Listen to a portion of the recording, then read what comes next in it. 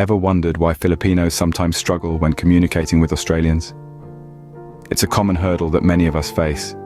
Imagine you're having a conversation, and suddenly you're left scratching your head, wondering what just happened. This is often due to the stark differences in our accents, idioms, and colloquialisms. For instance, you might have heard Australians say, "No worries, mate," and wondered why they're talking about worries when everything seems perfectly fine. Or perhaps you've been confused when an Australian friend asked if you're keen for a Barbie. Are they talking about a doll? In Aussie slang, a Barbie means a barbecue. These are just a few examples of how the nuances in communication can lead to misunderstandings. It's not about who is right or wrong, but rather about understanding these differences and adapting to them. All, understanding and overcoming these challenges are the first steps to effective communication. Breaking down the Filipino accent, we can identify certain phonetic characteristics that distinctly set it apart. Let's talk about vowel sounds. In the Filipino accent, there are 5 vowel sounds, often pronounced as A as in car, E as in egg, I as in, O as in old, and U as in put. What's interesting is that these sounds remain consistent, regardless of where they are in a word. This is different from many other languages, including English, where vowel sounds can change based on their surrounding letters. Now let's move on to consonant sounds. In the Filipino language, every consonant is pronounced, and there are no silent letters. This can lead to unique pronunciations of borrowed words. For instance, the English word hamburger, usually pronounced with a silent R, is pronounced hamburger in the Filipino accent. Filipinos tend to pronounce their V's as B's and F's as P's. This is because these sounds are not native to the Filipino language and can therefore be a bit tricky. So words like vase and face become base and pace. Then we have the intonation. The Filipino language generally has a melodious, sing-song quality to it. This is because it's a syllable-timed language, meaning each syllable is given equal emphasis and duration. This contrasts with stress-timed languages like English, where some syllables are emphasized more than others, creating a rhythmic pattern. Lastly, let's touch on the th sound.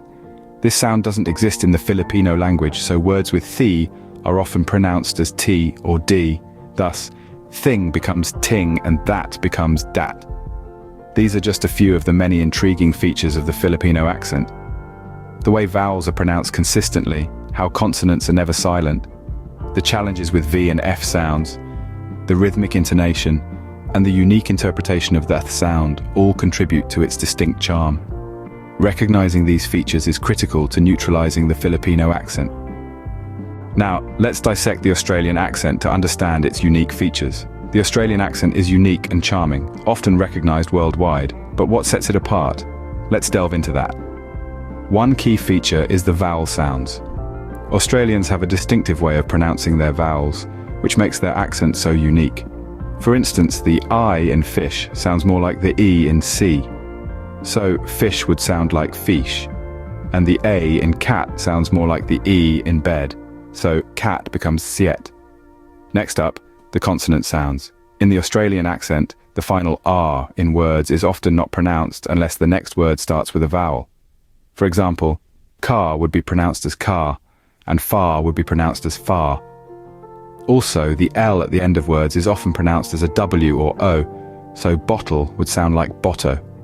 Unique feature is the intonation.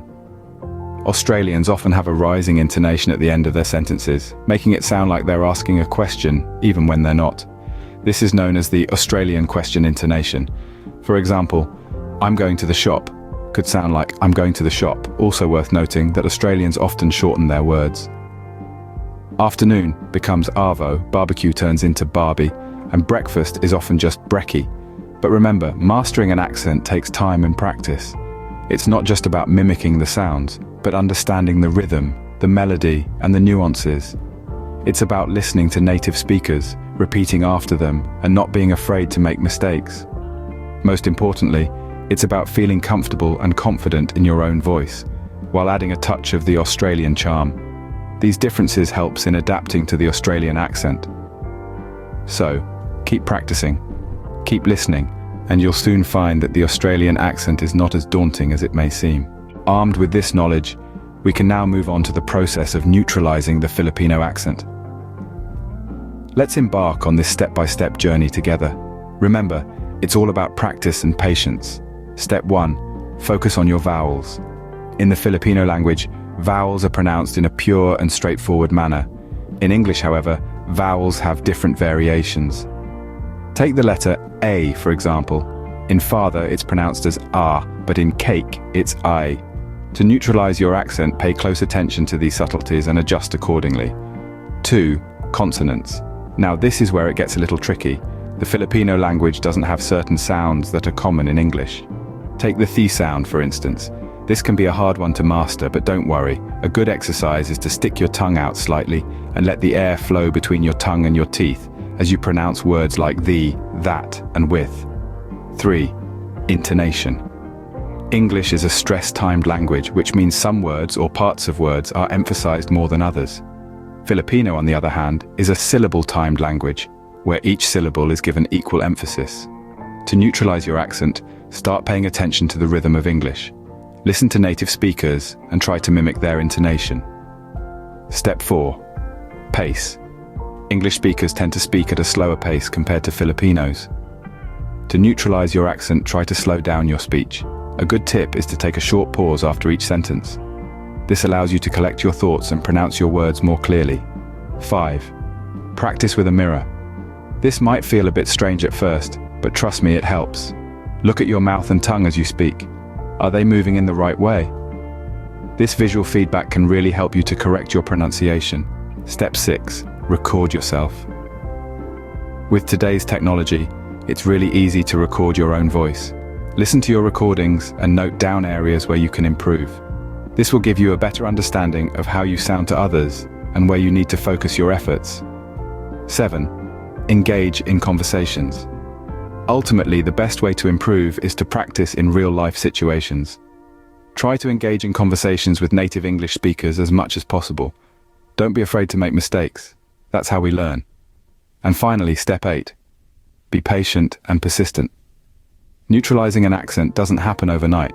It takes time and a lot of practice. But don't get discouraged. Keep trying, keep practicing, and you'll get there. Practice makes perfect. Regularly doing these exercises will gradually neutralize your accent. It's been a journey exploring the nuances of accents, hasn't it? We've dived deep into the heart of the matter, examining the unique facets of both the Filipino and Australian accents. We've also discussed the common challenges that Filipinos often face when conversing with Australians. First, we addressed the struggle that many Filipinos experience. This is not a reflection of their English proficiency, but rather a testament to the complexity of accents and how they can influence communication. Accents are like fingerprints, unique to each individual and heavily influenced by our environment and experiences. Then, we unraveled the Filipino accent, highlighting its distinct features. From the hard P and F sounds to the elongated vowels, it's these characteristics that give the Filipino accent its unique charm. But they can also lead to misunderstandings when communicating with individuals who are not familiar with these nuances.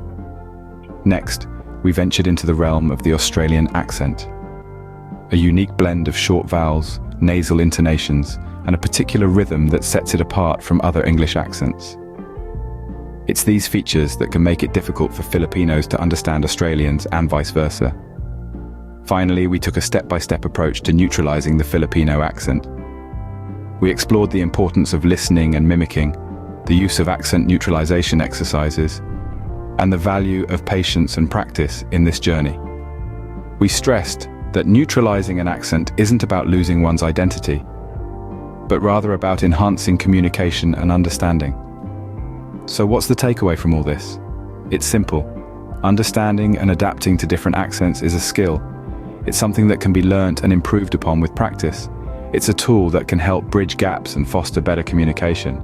But above all, it's crucial to remember that communication is a two-way street.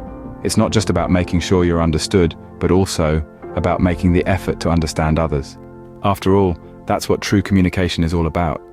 Communication is not just about being understood, it's about understanding others too. Happy communicating.